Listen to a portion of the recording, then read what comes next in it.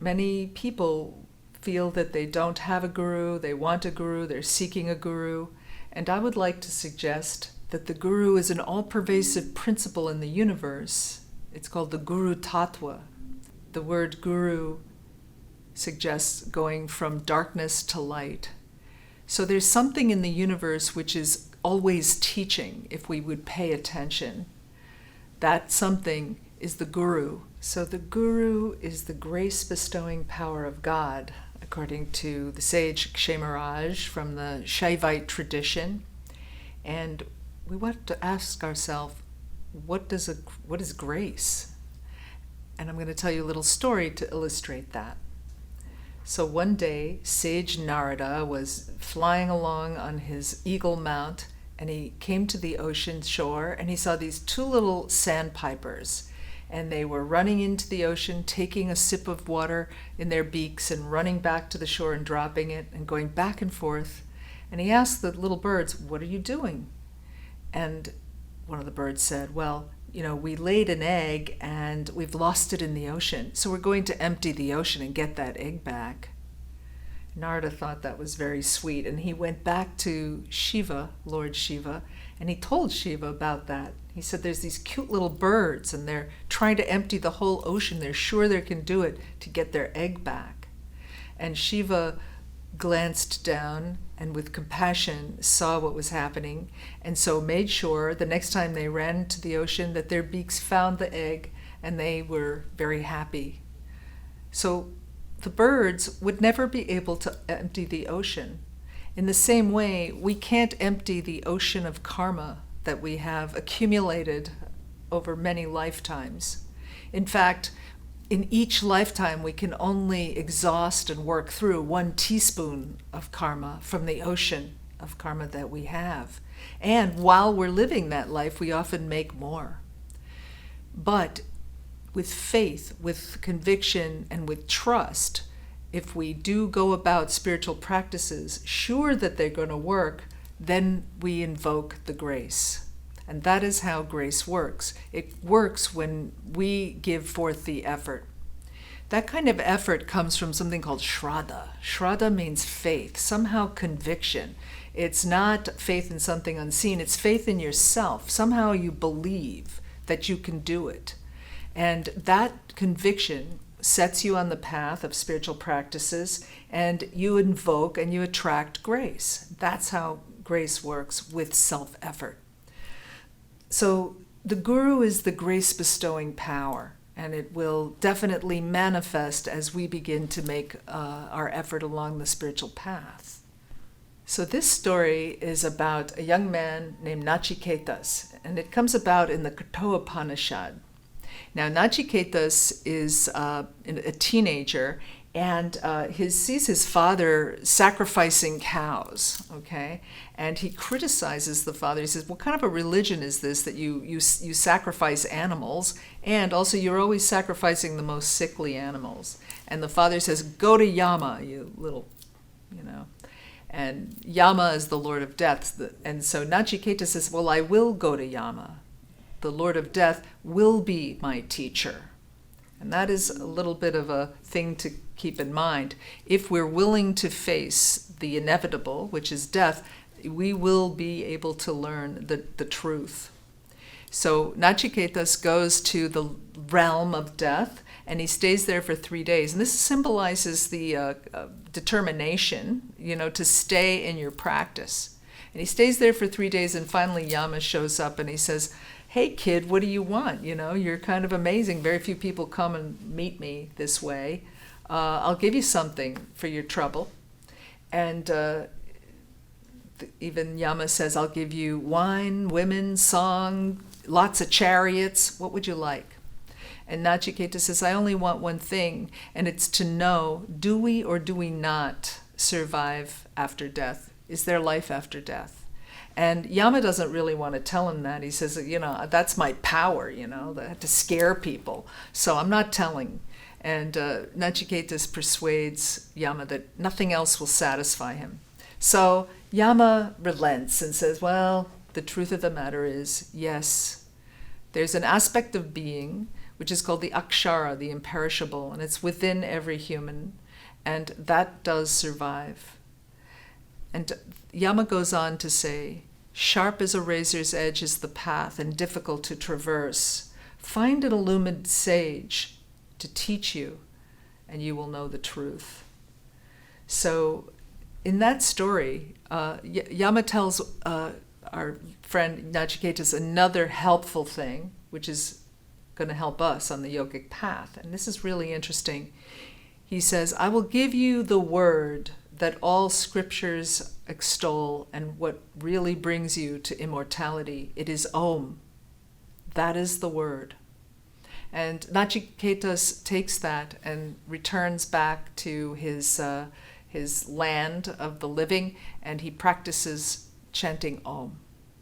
You know, the Om is extolled throughout the yoga canon as a method of realization. Now, it's so simple that most people won't accept it. They want something harder than that, something more complicated, something they can really, chew on. But the fact of the matter is, Om is a perfect method for realization. In fact, Patanjali in the Yoga Sutra says, Om is the guru of the universe. And he also says, repetition of Om leads to realization of its meaning. So it's not about getting a tattoo or, putting it up on your wall or whatever. It's about doing it. How is Om the guru of the universe? In a moment, we're going to be practicing it, so I got to tell you. In another one of our subtle sessions, I mentioned a quote from a wonderful text called the Guru Gita. And it says, Guda vidya jaganmaya dehecha jnana sambhava udayoyat prakashena guru shabdena katyate. And that means duality is embedded in your instrument of a perception, which is your body, and it's the Guru Shabda which teaches you about unity that is the truth of the matter underlying all this appearance of difference. What is it that about a sound which would teach us that there's one thing here? Looks like there's a bunch of different things. Looks like I'm here and you're there. But the truth of the matter is there's only one thing. So the Guru Shabda, Om, Pranava, which is how Patanjali speaks of it, is vibration. And when we are able to perceive vibration, it's like string theory. It's the ground of being. It pervades all things. It pervades animate and inanimate. So it actually bridges the gap between the living and the so-called non-living. Yes, it's in all things, and it's conscious. That's the weird thing about it. It's conscious. So when you repeat Om, you are able to perceive unity. And also the Spandakarikas say, unity is hard to discern, but hold the torch, to illuminate the torch of vibration, to illuminate unity. So that's why we use vibration a lot in the practice of yoga, because it is the guru which will teach you. So we're going to do Om in a moment, but I wanted to reassure us all that there's a guru in the universe pervading all reality, and that we're going to be able to access that through the repetition of Om, if nothing else. Okay, there's all different ways to access the guru, but that's a great one. Now, there's another beautiful statement about Ganesh, Omkara Pradhana Rupa Ganeshatse, and that means Ganesh is really the vibration of Om. Now, Ganesh means the remover of obstacles. And so, again, Om, the vibration, removes obstacles to the knowledge of oneness. The Recognition Sutra tells us that the individual, that's me and you, is a contraction of the universe, so that each of us holds within us, as a hologram, all the principles of reality, and that includes the Guru principle. The text goes on to say that the individual performs the 5 acts like Shiva. So the 5 acts are creation, sustenance, dissolution, concealment, and grace. This means that in a moment, we're about to practice the chanting of Om, we're giving ourselves the grace the guru's grace. As the guru principle, we give ourselves the grace of enlightenment. You do know the truth, and when we do practices in the right attitude, we're just simply becoming our own guru and telling ourselves what we already do know. So we are going to give ourselves the grace of chanting Om, okay? And we're going to do it 12 times. 12 is an interesting number. It is the number of petals in the heart chakra to begin with. It's the number of months in the year, houses in the astrological chart, hours on the clock. There's something about 12. So we are going to chant Om 12 times. And in that way, we will be illuminating our own truth. As it says in the Spandakarika, hidden in the darkness of the night of duality, the wish-fulfilling gem of the self cannot be seen. So make use of this, the lamp of vibration, to find it. Okay? So when I do the Om with you now 12 times, I'm going to do it very softly.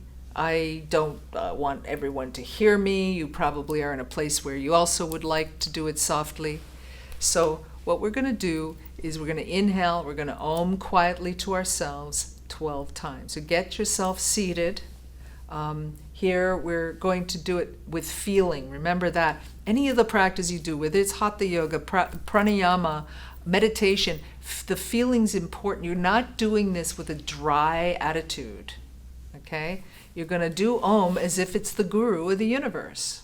So let's ready ourselves to chant Om 12 times. We're going to do it softly, almost to ourselves, and we're going to do it with feeling. You're going to revere the sound, if it's the guru of the universe, if it's the ultimate. Remember, a guru is the transitional object between you and the absolute. And I have a quote from Muktananda, my guru. The guru enters you through the mantra. Kundalini contains all mantras and is awakened quickly by it. So when you do this chant, you're going to do it with feeling. Another word or name for Om is the Udgita, and that means the uprising song. So when you exhale and voice the exhalation, you're going to feel movement upward through your central channel, and it's going to stabilize in the crown chakra where the guru principle resides in the subtle body. Are you ready? Good. Take your posture, sit equally into both sit bones, elevate your guru, which is in the crown chakra. We're going to do Om 12 times, almost to ourselves, very softly. You're going to breathe in.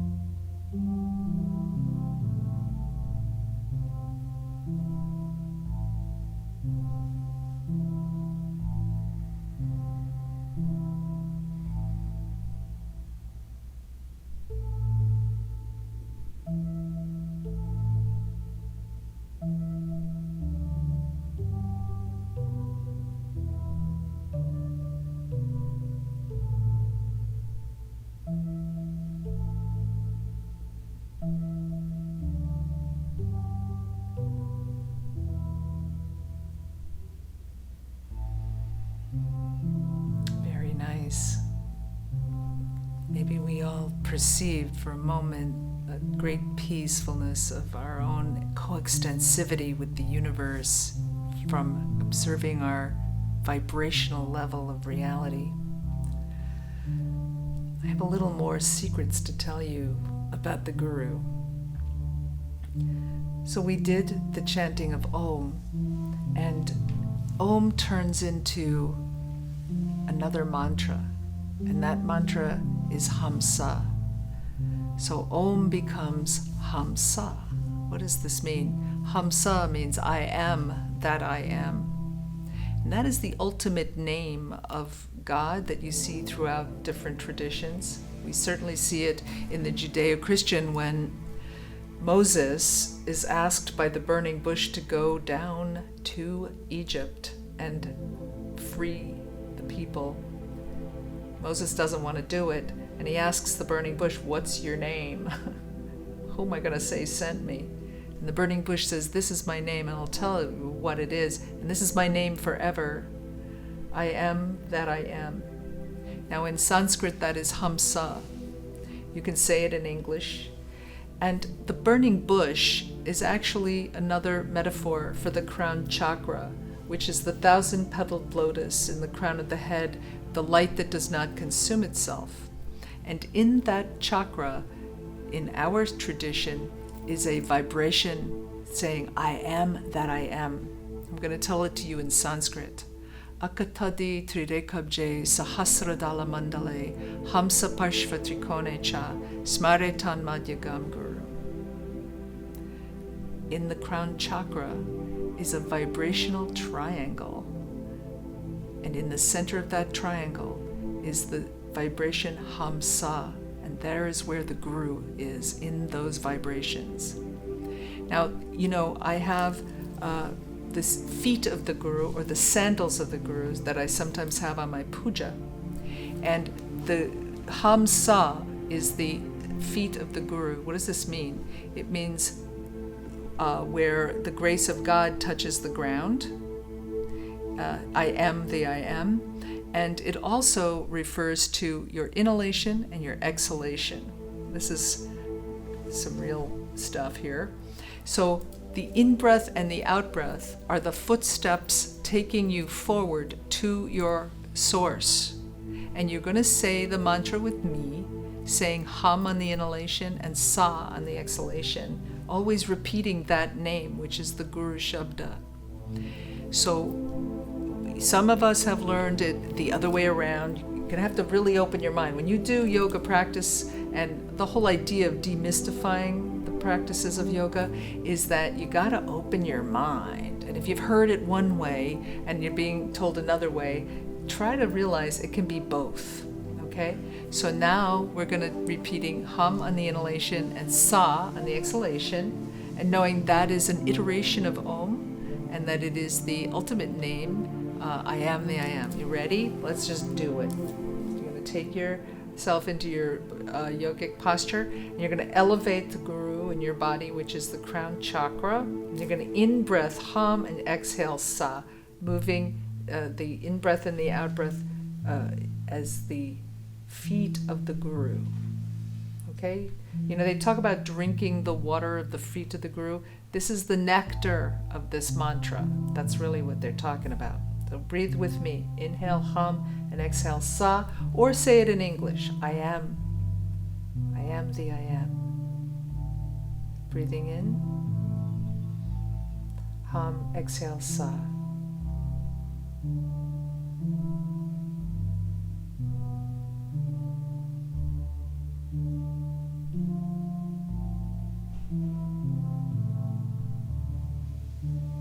Remember, your feeling with which you revere the mantra is what makes it potent.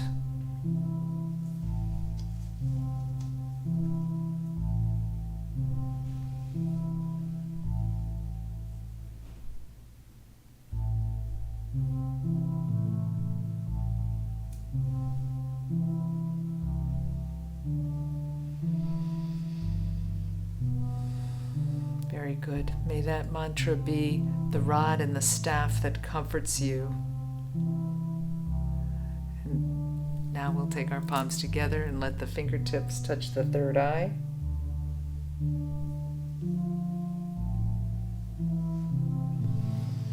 And thank you for joining me for this season of demystifying the teachings of yoga.